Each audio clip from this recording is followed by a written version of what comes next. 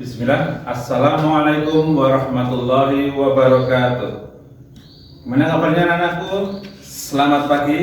Tetap semangat belajar walaupun di tengah pandemi. Oke. Alhamdulillah hari ini kita akan belajar tentang iklim ya. Iklim. Dan pelajaran kali ini adalah pelajaran tematik dan terintegrasi. Nah, Pak Joko selaku guru IPS Ilmu Pengetahuan Sosial nanti akan menjelaskan tentang pengetahuan definisi tentang iklim. Nah, ada yang nanti kedua ada Pak Masuri. Beliau adalah guru Ilmu Pengetahuan Alam. Beliau nanti akan mempelajari tentang iklim dan dampak-dampaknya. Nah, sekarang kita mulai ya. Apa yang dimaksud dengan iklim, anak-anakku? Coba kalian bisa mencari informasi tentang iklim. Iklim adalah kondisi cuaca di permukaan bumi di suatu daerah yang relatif waktunya sangat panjang, gitu ya. Nah, coba kalau kalian paham tentang iklim, itu ilmu yang belajar tentang iklim itu adalah klimatologi. Nah, klimatologi itu lebih spesifik tentang pelajaran iklim. Di daerah kita, nggak jauh dari daerah Malang Raya, kemarin adik-adik kelas kalian pernah observasi di BMKG di Karang Pelosok. Nah, lembaga itu mempelajari, mengamati, dan memberikan informasi ke masyarakat tentang badan meteorologi, klimatologi, dan geofisika. Iklim masuk di situ. Suatu saat nanti kalian akan saya bawa studi visit di BMKG. Nah, sekarang kita akan belajar tentang iklim yang ada di lingkup kecil di negara kita, Asia. Ya, nanti lebih dunia atau lebih di letak Asia. Nah, nanti juga kalian akan belajar tentang iklim di beberapa benua. Silahkan nanti kalian amati di video yang sudah kami sediakan. Pengertian benua menurut Kamus Besar Bahasa Indonesia atau KBBI, benua adalah bagian bumi berupa tanah atau daratan yang sangat luas, sehingga bagian tengah benua itu tidak mendapat pengaruh langsung dari langit laut, seperti benua Eropa, Australia, Amerika, Afrika, dan benua Asia. Nah, tahukah kamu bahwa sebenarnya benua-benua di bumi ini dahulu tergabung menjadi satu daratan yang disebut dengan Pangea? Gambar sebelah kanan adalah seorang filsuf Jerman yang bernama Alfred Wegener yang menjelaskan asal mula terbentuknya benua.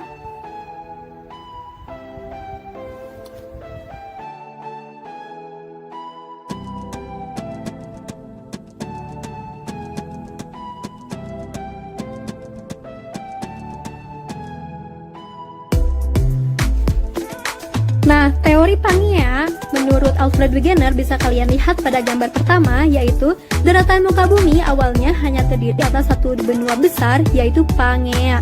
Pangea dikelilingi oleh Samudra Pantalasa. Benua Pangea mulai pecah tatkala adanya gerakan besar akibat tenaga endogen yang kemudian memunculkan benua Gondwana dan benua Laurasia. Bisa kalian lihat pada gambar kedua. Kemudian, pergerakan muka bumi terjadi secara terus-menerus. Selanjutnya, benua Laurasia bagian barat bergerak ke utara menjauhi benua Gondwana yang akhirnya membentuk benua Amerika Utara. Bisa kalian lihat pada gambar ketiga dan keempat.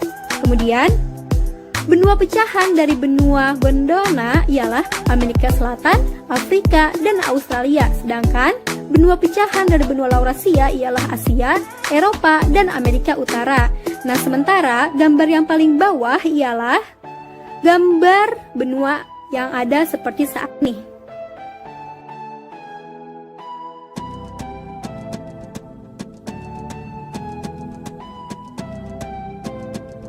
Nah, sekarang kita masuk ke materi letak dan luas benua Asia dan benua lainnya. Berdasarkan letak astronomis, benua Asia berada pada titik 26 derajat bujur timur sampai 170 derajat bujur barat dan 11 derajat lintang selatan sampai 80 derajat lintang utara. Benua Amerika 83 derajat lintang utara sampai 55 derajat lintang selatan dan 170 derajat bujur barat sampai 35 derajat bujur timur. Benua Eropa 35 derajat lintang utara sampai 75 derajat lintang utara dan 25 derajat bujur barat sampai 35 derajat bujur timur. Benua Afrika 37 derajat lintang utara sampai 34 derajat lintang selatan dan 17 derajat bujur barat sampai 51 derajat bujur timur. Dan benua Australia 10 derajat lintang selatan sampai 44 derajat lintang selatan dan 113 derajat bujur timur sampai 154 bujur timur. Nah, kemudian luas benua dari tabel berikut dapat dianalisis bahwa benua Asia berada di urutan pertama sebagai benua terluas di dunia. Kemudian kedua adalah benua Amerika, ketiga benua Afrika, keempat Eropa, dan kelima adalah benua Australia. Pada video ini tidak membahas benua Antartika karena Antartika tidak memiliki penduduk dan tidak dihuni oleh manusia. Hal ini disebabkan karena Antartika dilapisi oleh es yang sangat tebal. Kemudian sekarang masuk ke batas wilayah. Nah, batas-batas benua Asia. Sebelah utara berbatasan dengan Samudra Arktik, sebelah barat daya berbatasan dengan Laut Merah dan Laut Tengah, sebelah selatan berbatasan dengan Samudra Hindia, dan sebelah timur berbatasan dengan Selat Bering dan Samudra Pasifik. Kedua, batas benua Amerika ialah sebelah utara berbatasan dengan Samudra Arktik, sebelah barat berbatasan dengan Samudra Pasifik, sebelah selatan berbatasan dengan benua Antartika, dan sebelah timur berbatasan dengan Samudra Arktik. Batas-batas benua Eropa ialah sebelah utara berbatasan dengan Samudra Arktik, sebelah barat berbatasan dengan Samudra Atlantik, sebelah selatan berbatasan dengan Laut Tengah, dan sebelah timur berbatasan dengan Pegunungan Ural, di mana Pegunungan Ural adalah pembatas benua Asia dan benua Eropa. Batas-batas benua Afrika ialah sebelah utara berbatasan dengan Laut Tengah, sebelah barat berbatasan dengan Samudra Atlantik, sebelah selatan berbatasan dengan Samudra Hindia, dan sebelah timur berbatasan dengan Laut Merah. Batas-batas benua Australia ialah sebelah utara berbatasan dengan Laut Timor, Laut Arafuru, dan Selat Torres. Sebelah barat berbatasan dengan Samudra Hindia, sebelah selatan berbatasan dengan Selat Bass dan Samudra Hindia, dan sebelah timur berbatasan dengan Laut Tasmania. Sekarang kita masuk ke materi iklim di benua Asia, Amerika, Afrika, Eropa, dan Australia. Pengertian iklim adalah kondisi rata-rata cuaca berdasarkan waktu yang panjang, sedangkan cuaca adalah seluruh fenomena yang terjadi di atmosfer bumi dalam waktu yang pendek, contohnya seperti panas, kemarau, dan lain-lain. Faktor-faktor iklim adalah suhu, sinar matahari, kelembapan, angin, dan curah hujan. Iklim benua Asia yang pertama adalah iklim tropis, memiliki ciri-ciri yaitu curah hujan tinggi, suhu dan kelembapan tinggi sepanjang tahun, yaitu berada di Asia Tenggara dan Asia Selatan. Kedua, iklim subtropis, memiliki 4 musim yaitu panas, gugur, dingin, dan semi, berada di Asia Timur. Iklim kontinental kutub atau iklim kutub adalah iklim dingin yang terdapat di daerah kutub dengan ciri-ciri musim dingin yang panjang dan musim panas yang singkat, yaitu berada di Asia bagian utara. Iklim kontinental memiliki ciri-ciri pengaruh daratan yang sangat dominan. Iklim kontinental adalah iklim yang berciri suhu musim dingin yang cukup untuk mengalami periode bersalju setiap tahun. Berada di Asia Tengah, iklim gurun memiliki ciri-ciri suhu ekstrim, curah hujan yang sangat rendah, berada di Asia Barat.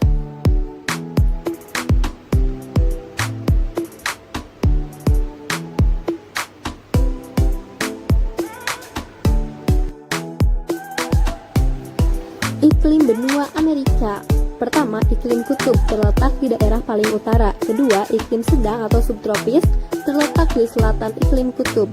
Ketiga, iklim tropis terletak di Amerika Tengah dan sebagian besar Amerika Selatan. Iklim semi gurun terdapat di daerah bayangan hujan atau daerah yang berada di balik pegunungan. Iklim semi gurun disebut juga dengan iklim semi kering, yaitu iklim suatu daerah yang menerima curah hujan di bawah evapotranspirasi potensial, tetapi tidak serendah iklim di padang pasir.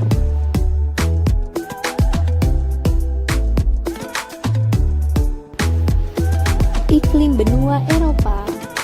Benua benua Eropa bervariasi antara iklim subtropis dan iklim kutub. Di wilayah Eropa Selatan, iklim umumnya kering dan hangat. Di wilayah Eropa Barat dan Eropa Barat Laut, umumnya agak hangat dan lembab. Adapun di Eropa bagian tengah, umumnya lembab dan cukup dingin. Sementara di Eropa Utara, iklim umumnya dingin. Iklim kutub ditemui di wilayah subarktik.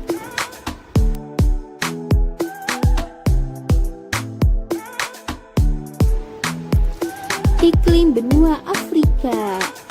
Sebagian besar benua Afrika beriklim tropis, kecuali wilayah paling utara dan selatan yang dipengaruhi iklim subtropis. Selain itu, terdapat pula iklim gurun yang panas di Gurun Sahara dan Gurun Kalahari. Iklim gurun adalah iklim di mana ada kelebihan penguapan di atas presipitasi. Permukaan yang biasanya berbatu atau berpasir di iklim gurun menyimpan sedikit kelembapan dan menguapkan sedikit curah hujan yang mereka terima. Iklim benua Australia dapat dibagi sebagai berikut. Di pesisir pantai selatan beriklim subtropis dan mengalami 4 musim. Di pantai timur, iklim dipengaruhi angin pasat sehingga terjadi hujan sepanjang tahun, dan di bagian selatan, hujan terjadi pada bulan Juni ketika musim dingin. Nah, kawasan dan negara-negara di benua Asia, Amerika, Afrika, Eropa, dan Australia dapat dilihat pada gambar berikut. Nah, gambar yang pertama ini adalah negara-negara di benua Asia. Secara geografis, benua Asia dibagi menjadi 5 kawasan, yaitu Asia Barat, meliputi negara Armenia, Bahrain, Irak, Israel, Yordania, Kuwait, Libanon, Oman, Palestina, Qatar, Saudi Arabia, Syria, Turki, Uni Emirat Arab, dan Yaman. Asia Timur meliputi negara Tiongkok, Mongolia, Korea Utara, Korea Selatan, Jepang, dan Taiwan. Asia Tengah meliputi negara Afghanistan, Iran, Kazakhstan, Kyrgyzstan, Tajikistan, Turkmenistan, dan Uzbekistan. Asia Tenggara meliputi negara Myanmar, Thailand, Kamboja, Vietnam, Malaysia, Singapura, Indonesia, Brunei Darussalam, Filipina, Laos, dan Timor Leste. Dan terakhir adalah Asia Selatan meliputi negara India, Pakistan, Bangladesh, Maladewa, Sri Lanka, Bhutan, dan Nepal.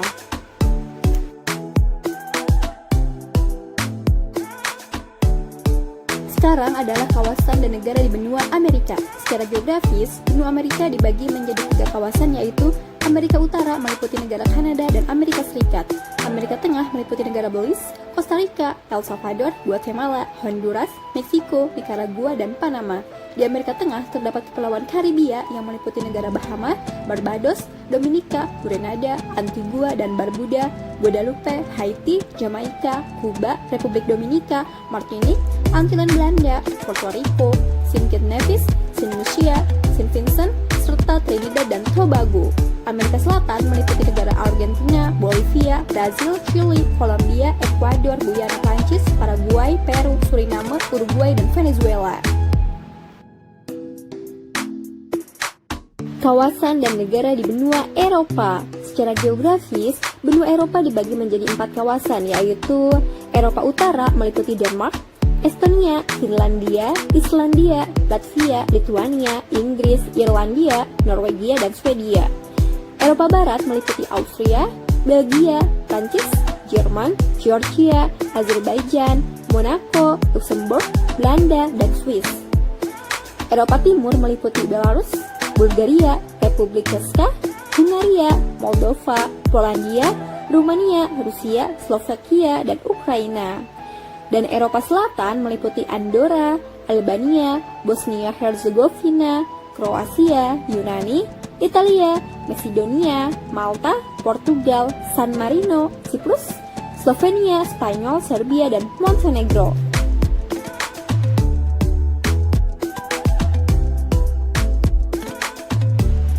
Kemudian kawasan dan negara di benua Afrika. Secara geografis, benua Afrika dibagi menjadi 5 kawasan. Afrika Utara meliputi negara Aljazair, Mesir, Libya, Sudan, Maroko, Tunisia, dan Sahara Barat. Afrika Barat meliputi negara Benin, Burkina Faso, Tanjung Verde, Pantai Gading, Gambia, Guinea, Ghana, Guinea Bissau, Liberia, Mali, Mauritania, Niger, Nigeria, Senegal, Sierra Leone, dan Togo. Afrika Timur meliputi negara Burundi, Komoro, Djibouti, Eritrea, Ethiopia, Kenya, Madagaskar, Malawi, Mauritius, Mozambik, Rwanda, Seychelles, Somalia, Tanzania, Uganda, Zambia, dan Zimbabwe. Afrika Tengah meliputi negara Angola, Kamerun, Republik Afrika Tengah, Chad, Guinea Equatorial, Gabon, Kongo, Sao Tome dan Principe serta Republik Demokratik Kongo. Afrika Selatan meliputi negara Botswana, Lesotho, Namibia, Afrika Selatan dan Swaziland. Terakhir adalah kawasan dan negara di benua Australia.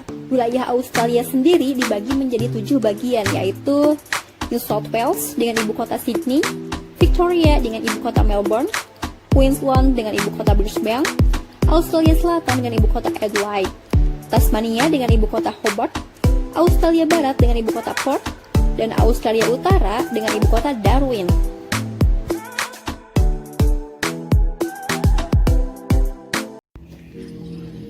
Halo anak-anak, hari ini kita akan belajar tentang kondisi geografis Indonesia. Materi yang akan dibahas terkait luas dan letak wilayah Indonesia dan kondisi iklim di negara Indonesia. Simak baik-baik ya.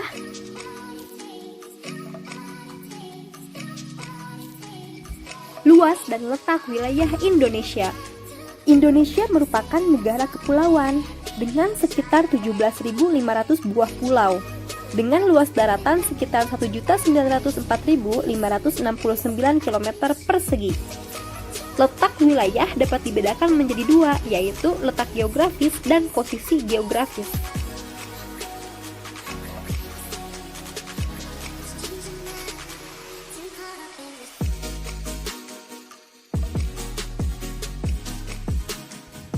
Letak geografis adalah letak suatu tempat berdasarkan garis lintang dan garis bujur. Lalu apa perbedaannya antara garis lintang dengan garis bujur? Garis lintang menunjukkan posisi lintang utara dan lintang selatan, sementara garis bujur menunjukkan posisi bujur timur dan bujur barat pada globe atau peta. Sedangkan posisi geografis adalah letak suatu negara dilihat dari kenyataan di permukaan bumi. Kondisi geografis Indonesia. Indonesia memiliki luas daratan yaitu 1.904.569 km persegi dan luas lautannya ialah 3.257.483 km persegi. Dapat kalian lihat bahwa luas lautan lebih besar daripada luas daratan. Hal ini menyebabkan Indonesia merupakan negara kepulauan. Letak Indonesia. Secara astronomis, Indonesia berada di 6 derajat lintang utara sampai 11 derajat lintang selatan. Hal ini menyebabkan Indonesia mengalami iklim tropis dan berada di 95 derajat bujur timur sampai 141 derajat bujur timur.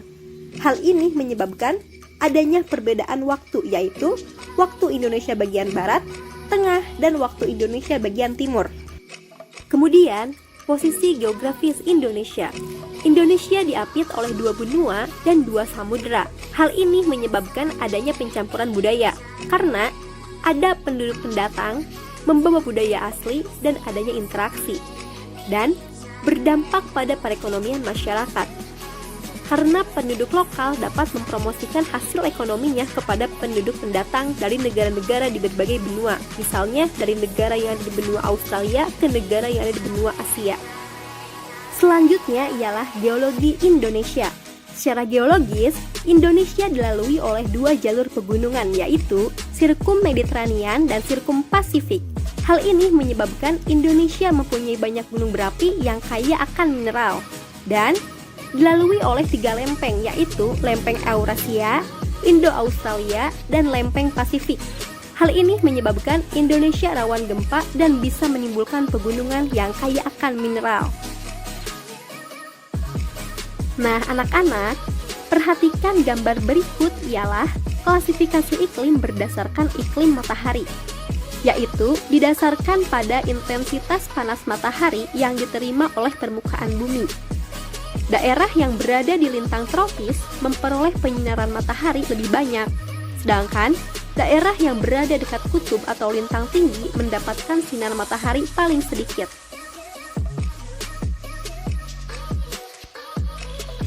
Nah, Indonesia memiliki iklim tropis. Unsur-unsur iklim ditentukan oleh suhu, tekanan udara, curah hujan, awan, dan kelembapan.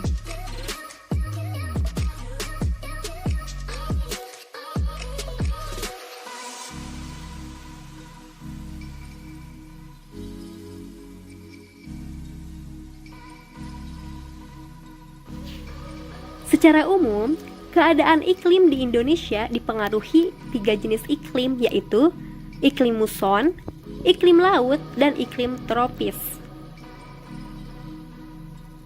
Posisi Indonesia berada di antara benua Asia dan Australia, serta di daerah tropis menyebabkan Indonesia beriklim musim atau iklim muson.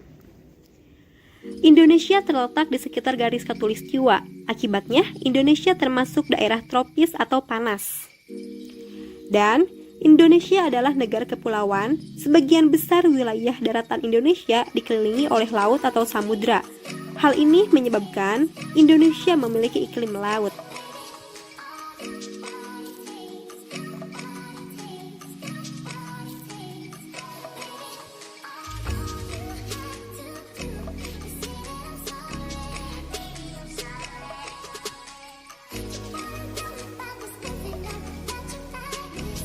Angin muson di Indonesia terdiri atas angin muson barat dan angin muson timur. Angin muson barat bertiup dari benua Asia yang sedang mengalami musim dingin menuju ke benua Australia yang sedang mengalami musim panas antara bulan Oktober sampai Maret. Sifatnya basah. Pada saat itu, matahari ada di belahan bumi selatan. Pada bulan tersebut, Indonesia mengalami musim hujan. Sedangkan angin muson timur bertiup dari benua Australia yang sedang mengalami musim dingin menuju ke benua Asia yang sedang mengalami musim panas antara bulan April sampai September. Sifatnya kering. Pada saat itu, matahari ada di belahan bumi utara. Akibatnya, pada bulan tersebut Indonesia mengalami musim kemarau.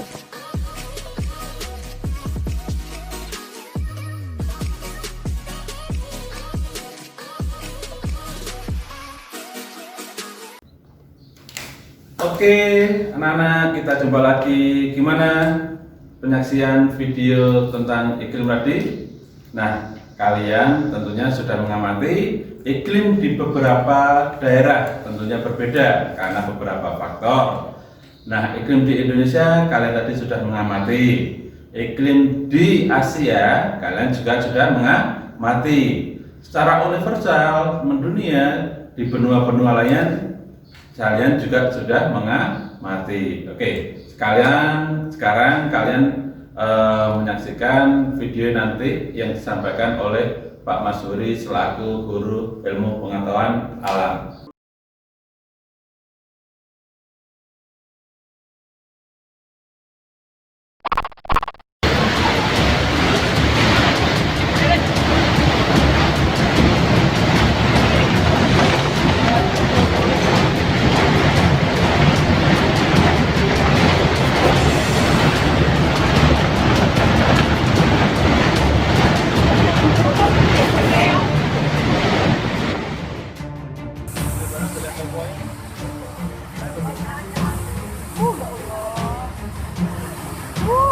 Kabut asap semakin pekat menyelimuti kota Pekanbaru Riau. Kabut menghalangi jarak pandang pengendara di jalan-jalan utama hingga permukiman penduduk. Antara lain di Jalan Sudirman, Tuanku Tambusai, Gajah Mada, dan Jalan Diponegoro. Kualitas udara bercampur partikel debu ini dilaporkan kian memburuk dan kini memasuki level berbahaya. Warga mengeluhkan sesak nafas, sakit mata, dan iritasi kulit. Sebanyak 500 hektar sawah yang tersebar di 7 desa di Kecamatan Bua, Kabupaten Luwu, Sulawesi Selatan mati akibat kekeringan. Tidak ada air yang mengairi sawah yang sebagian besar merupakan sawah tada hujan. Beginilah perjuangan sejumlah warga desa Keboto Jurang, Kecamatan Pagedogan, Banjarnegara, Jawa Tengah untuk bisa mendapatkan air bersih. Mereka harus naik turun bukit sejauh 2 km karena satu-satunya mata air yang belum mengering ada di lembah dasar bukit ini. Satu mata air yang hanya berukuran 50 x 50 cm ini digunakan untuk mencukupi kebutuhan air bersih hingga 120 kepala keluarga. Mereka pun harus rela mengantri untuk bisa mengisi satu jerigen air yang akan digunakan untuk memasak dan minum. Sumurnya kering di sini, nggak ada sumur. Nggak ada sumur, jadi Nggak ada.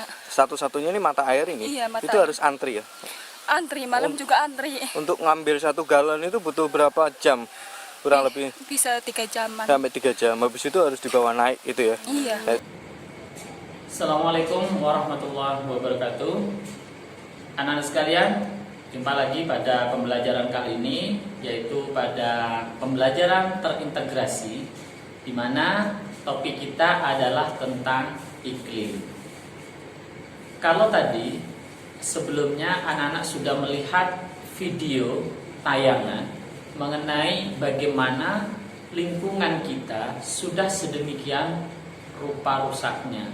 Yang pertama, anak-anak tadi sudah melihat bagaimana banjir bandang yang terjadi di Jember, kemudian kebakaran hutan yang menimbulkan asap yang ada di Riau sehingga menimbulkan banyak korban, tentu dari bidang kesehatan juga.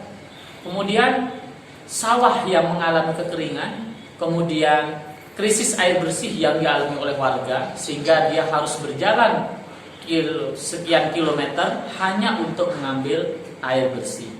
Nah, tentu anak sekalian, itu semua karena apa yang kemudian kita sebut dengan perubahan iklim. Nah, agar kalian lebih paham apa itu sebenarnya perubahan iklim, mari kita saksikan penjelasan berikut ini. Tahukah kamu apa yang dimaksud dengan perubahan iklim? Perubahan iklim adalah perubahan secara signifikan pada iklim, suhu udara, dan curah hujan selama periode waktu mulai dari dasawarsa hingga jutaan tahun. Terjadi perubahan iklim karena diakibatkan oleh naiknya konsentrasi gas karbon dioksida dan gas-gas lainnya di atmosfer yang menyebabkan gas rumah kaca. Adapun yang membuat lapisan gas rumah kaca semakin meningkat, di antaranya karena adanya perubahan fungsi lahan, gas hasil produksi limbah organik, semakin banyaknya penggunaan bahan bakar fosil oleh penduduk bumi.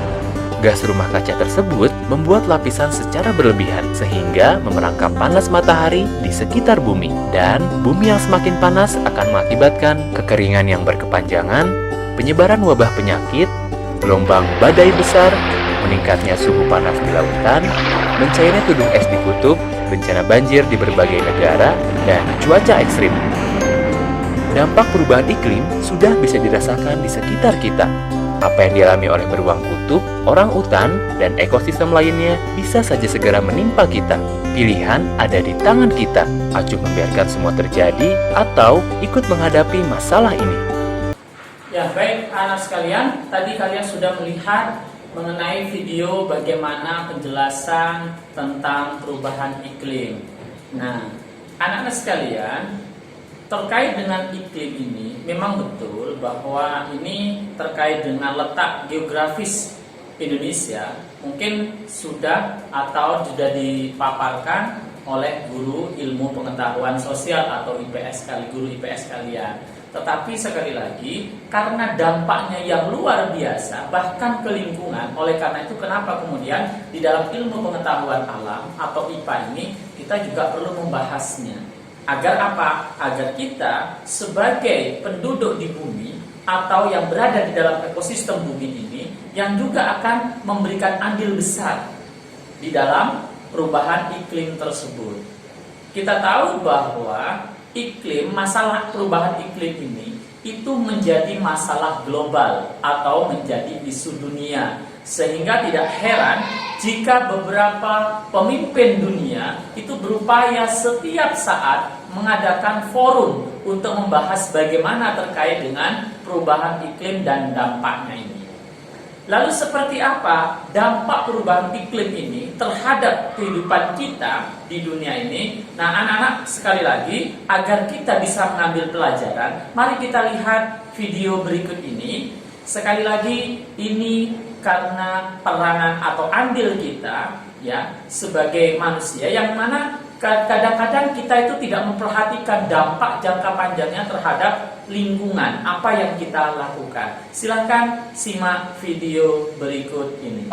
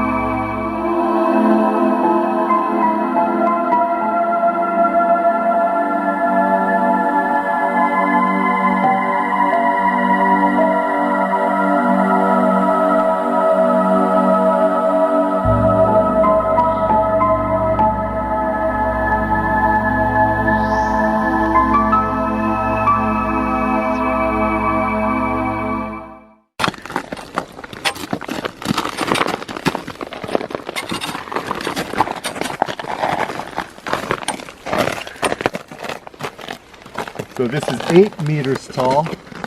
This is how much it melts here every year. Whoa, What? that's insane. Yeah. The ice surface goes down 8 meters per year here.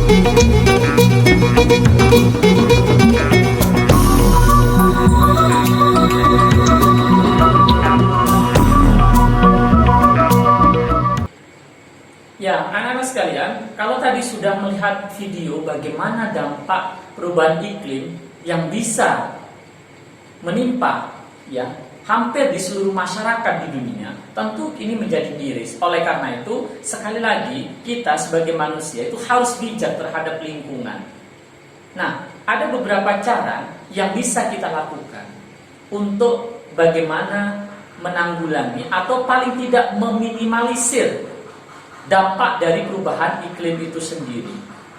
Karena sebagaimana yang tadi diterangkan bahwa terkait dengan perubahan iklim di dunia atau climate change ini tidak lain karena salah satunya adalah perilaku manusia yang akhir-akhir ini sangat merugikan pada lingkungan. Misalnya saja bagaimana penggunaan ya bahan bakar minyak misalnya, yang mana itu akan menimbulkan dampak merugikan pada lingkungan, misalnya terjadi polusi udara. Oleh karena itu, maka cara yang bisa dilakukan adalah dengan cara kembali atau mencari energi alternatif yang terbarukan. Karena kita tahu bahwa Indonesia ini sangat kaya sekali dengan potensi sumber daya alamnya. Bisa melalui geotermal atau panas bumi, bisa juga dengan tenaga surya, bisa juga dengan tenaga angin, atau menggunakan tenaga air, juga bisa menggunakan gelombang air laut, yang mana itu bisa digunakan untuk sebagai sumber energi alternatif yang mana tidak tergantung pada energi yang berasal dari fosil. Berikutnya adalah bisa juga mungkin mengurangi aktivitas pembakaran. Karena sekali lagi terjadinya perubahan iklim itu yang mana ini menjadi isu dunia itu juga karena faktor pembakaran ya. Munculnya gas di atmosfer yang kemudian menyebabkan polusi udara, kemudian terjadilah yang namanya pemanasan global atau global warming yang mana ini tentu sangat dikhawatirkan oleh para ilmuwan. Kenapa? Karena bisa jadi ketika suhu di atmosfer itu meningkat, maka ini bisa akan berdampak pada mencairnya gunung es di kutub atau di Antartika, yang mana pada akhirnya jika itu terjadi maka banyak pulau yang akan tenggelam karena penurunan gunung es atau karena kenaikan suhu sehingga menyebabkan gunung es itu mencair. Nah, ada program menarik sebenarnya yang bisa dilakukan bagaimana dengan perubahan atau dengan masalah perubahan iklim ini dengan energi yang terbarukan. Mari simak anak-anak sekalian pada video berikut ini.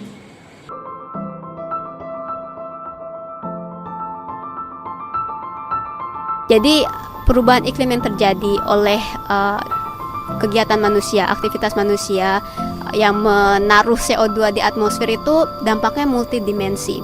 Mungkin yang paling sering kita dengar itu kan pemanasan, laut menjadi panas, es mencair gitu kan.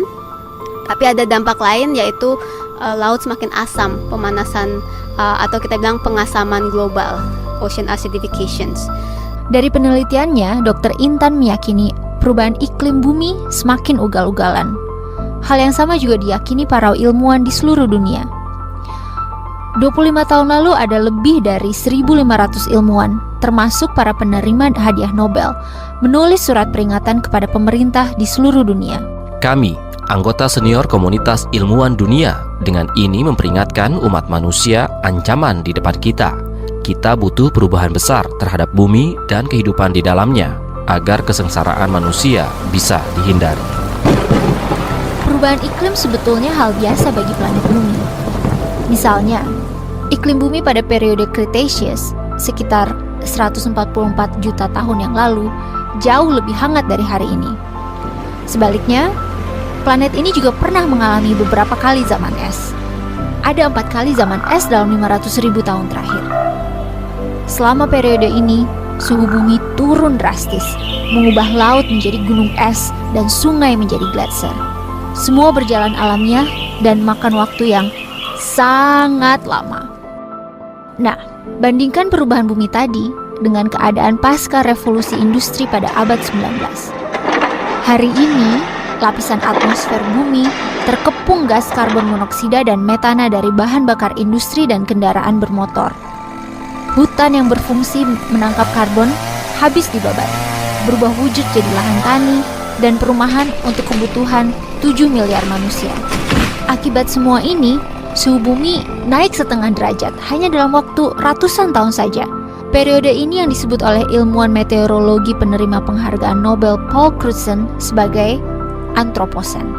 Jadi kalau di Karang itu seperti hasil penelitian S3 saya waktu itu di tengah-tengah Pasifik, itu kita bisa benar-benar melihat variasi alami. Waktu itu kita melihat yang iklim alami turun naik tiap 20-30 tahun itu tetap turun naik, tapi di akhir abad 20 itu naiknya mulai seenaknya. Itulah mulai dampak antropogenik, dampak manusianya benar-benar masuk di rekor itu.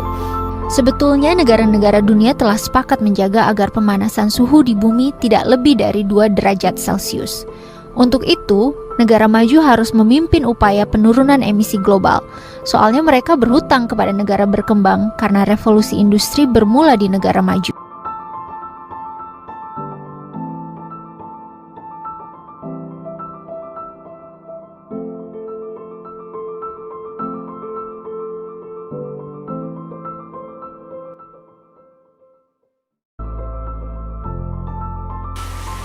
Nah ini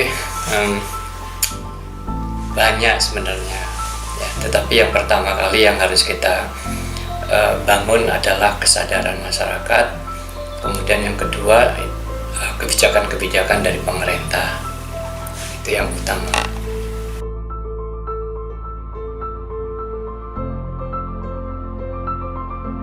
Masalah pengurangan energi fosil tentu harus ada substitusi dari energi fosil yang dikurangi kan, dan terutama kalau kita melihat ke depan ya satu-satunya pilihan adalah energi terbarukan.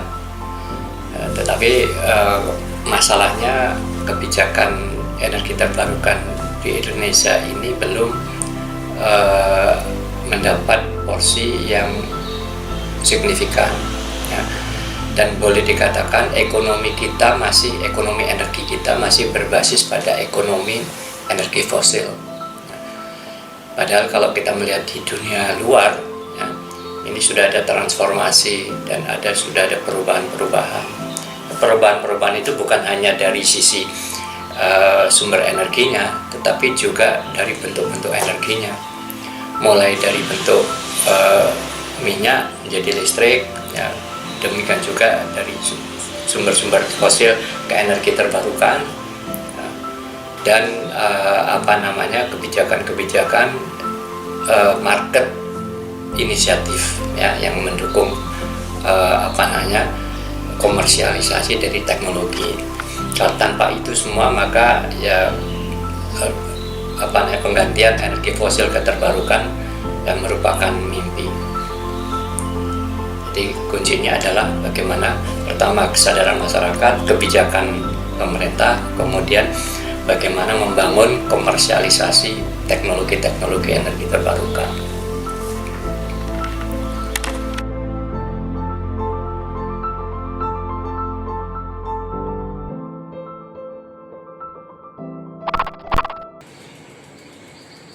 anak sekalian, kalau tadi sudah kalian itu melihat bagaimana terkait dengan perubahan iklim dan dampaknya, serta upaya apa yang bisa kita lakukan untuk meminimalkan, mudah-mudahan penjelasan dan video tayangan tadi setidaknya memberikan gambaran pada kita agar kita itu bijak di dalam berperilaku terhadap lingkungan di sekitar kita. Kenapa? Begitu lingkungan itu tercemar, begitu lingkungan itu rusak, tentu kembalinya kepada kita. Oleh karena itu, sekali lagi, mari kita bijak dan bersahabat dengan lingkungan. Minimal menjaga lingkungan sekitar kita. Terima kasih atas perhatiannya, mudah-mudahan bermanfaat. Kita jumpa lagi pada kesempatan berikutnya. Assalamualaikum warahmatullahi wabarakatuh.